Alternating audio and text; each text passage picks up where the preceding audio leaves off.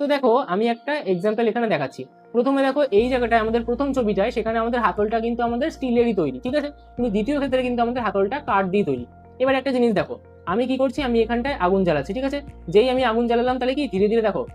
একদম প্রথম থেকে দেখাই, দেখো আগুন যেই জ্বালালাম,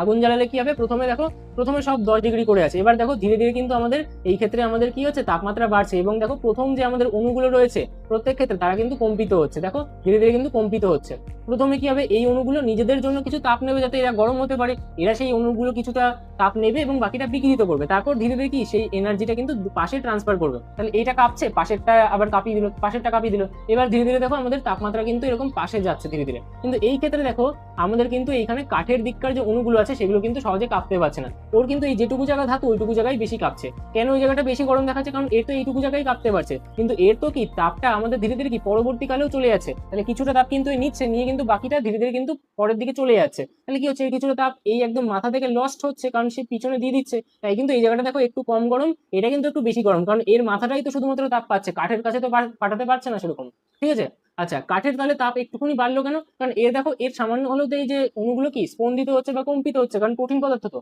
কিন্তু এইখানে ধাতুর ক্ষেত্রে কি হচ্ছে, ধাতুর ক্ষেত্রে দেখো এইখানে এই যে এই অণুগুলো কাঁপছে, স্পন্দন হচ্ছে, কম্পিত হচ্ছে, এটা একটা ফ্যাক্টর। দ্বিতীয় ফ্যাক্টর, ধাতুর ক্ষেত্রে কি থাকে, ধাতুর ক্ষেত্রে থাকে হচ্ছে মুক্ত ইলেকট্রন বা ফ্রি ইলেকট্রন, তাহলে কি হচ্ছে এই যে আমাদের গরম অণু পরমাণুগুলো আছে এর থেকে ইলেকট্রন যাচ্ছে গিয়ে পরবর্তী অণুতে গিয়ে ধাক্কা মারছে, পরবর্তী অণুতে গিয়ে ধাক্কা মারছে, তাহলে ওই ইলেকট্রন গুলোও কিন্তু গিয়ে বাম্প করে করে কি করছে, আমাদের আমাদের শক্তি ট্রান্সফার করছে, যে শক্তিটা কি আমাদের তাপের প্রবাহ, তাহলে তাপের প্রবাহ আমাদের ধাতুদের ক্ষেত্রে বেশি কেন হয়, কারণ ধাতুদের ক্ষেত্রে কিন্তু একটা এক্সট্রা ফ্রি ইলেকট্রন থাকে, যেটা কিন্তু আমাদের